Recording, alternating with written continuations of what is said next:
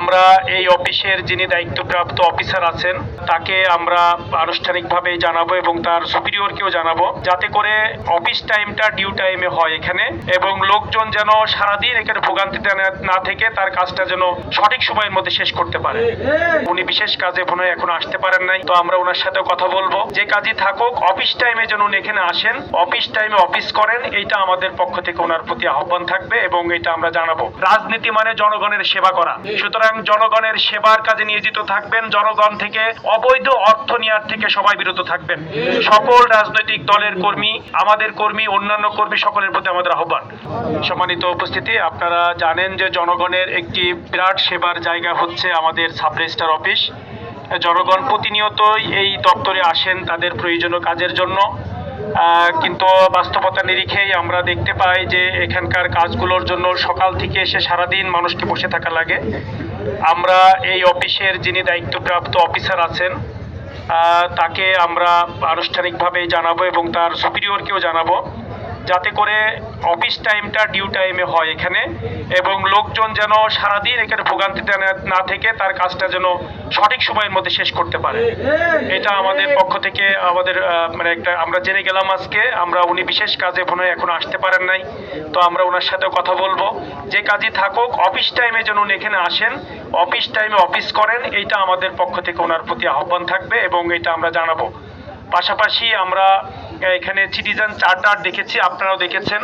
সকল যারা রেজিস্ট্রির কাজের সাথে সম্পৃক্ত হন বা আছেন তাদেরকে বলবো যে সিটিজেন চার্টারটা আরো বড় করে এখানে টানিয়ে দেওয়ার ব্যবস্থাপনা আমরা এখানকার কর্তৃপক্ষকে জানাবো, তারা এটা করবেন।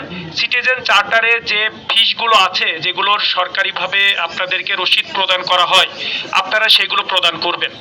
এর বাইরে যারা আমাদের এখানে যারা মহুরার হিসেবে কাজ করেন তাদের যে পারিশ্রমিক আছে তারা সেটা গ্রহণ করবেন। যারা নকল নবিশ আছেন তাদের জন্য সরকারিভাবে যেটা নির্ধারিত আছে সেটা তারা গ্রহণ করবেন।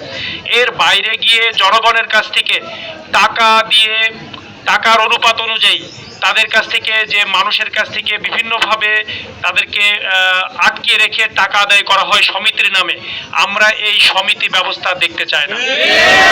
আমরা চাই এখান থেকে জনগণ এখান থেকে তার প্রপার খরচ বেয়ার করে রাষ্ট্রকে টাকা দিয়ে তার কাজ করুক।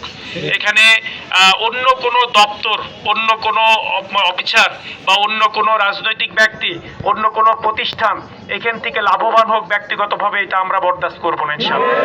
এই জন্য আপনাদের কাছে আমাদের আহ্বান, আমরা সবাইকে সাথে নিয়ে আমাদের এই চুয়াডাঙ্গা আলমডাঙ্গার মানুষকে তার প্রকৃত অধিকার ফিরিয়ে দিতে চাই। রাজনৈতিক নেতৃবৃন্দ সকলের প্রতি আহ্বান করতে চাই, রাজনীতি মানে জনগণের সেবা করা, সুতরাং জনগণের সেবার কাজে নিয়োজিত থাকবেন। জনগণ থেকে অবৈধ অর্থ নেওয়ার থেকে সবাই বিরত থাকবেন। সকল রাজনৈতিক দলের কর্মী, আমাদের কর্মী, অন্যান্য কর্মী, সকলের প্রতি আমাদের আহ্বান। এজন্য আমরা এই অফিস থেকে চাই না নতুন করে আর কোনো নেতৃবৃন্দের কাছে টাকা পয়সা নিয়ে ভাগ বটারা চলুক। এই জন্য এই ভাগ বটারাটা বন্ধ হতে হবে। এখানে জনগণের যেটা সরকারি ফিস সেই অনুযায়ী কার্যক্রম পরিচালনা করতে হবে। আমরা এই ব্যাপারে সবাইকে স্পষ্ট করে জানাতে চাই, জনগণকে যদি আপনারা জিম্মি করে এইভাবে আপনাদের সমিতির নামে জনগণকে জিম্মি করেন, এই ব্যাপারে আমরা জনগণকে সাথে নিয়ে এবং আইনানুগ ব্যবস্থা আপনাদের বিরুদ্ধে গ্রহণ করব। এখানে আপনারা আপনাদের যে ন্যায্য পাওনা পারিশ্রমিক, কাজের জন্য যেটা মজুরি, সেটা আপনারা নেবেন, আপনারা সমিতি অন্যভাবে পরিচালনা করবেন। এটা আপনারা যেভাবে পারেন সেটা কোনো সমস্যা নাই, কিন্তু জনগণকে জিম্মি করে টাকা, এই পরিমাণ টাকা সেই পরিমাণের পার্সেন্টেজ আপনাকে দিতে হবে, এইটা বন্ধ করতে হবে। এটা কোনো আইনের মধ্যে নেই, এটা কোনো নিয়মের মধ্যে নেই। নিয়ম এবং আইনের বাইরে আমি আপনি কেউই চলবো না। সবাই সবাইকে ভালো কাজের জন্য সহযোগিতা করব। জনগণকে সাথে নিয়ে জনগণের কল্যাণে সবাইকে কাজ করার আহ্বান জানাচ্ছি।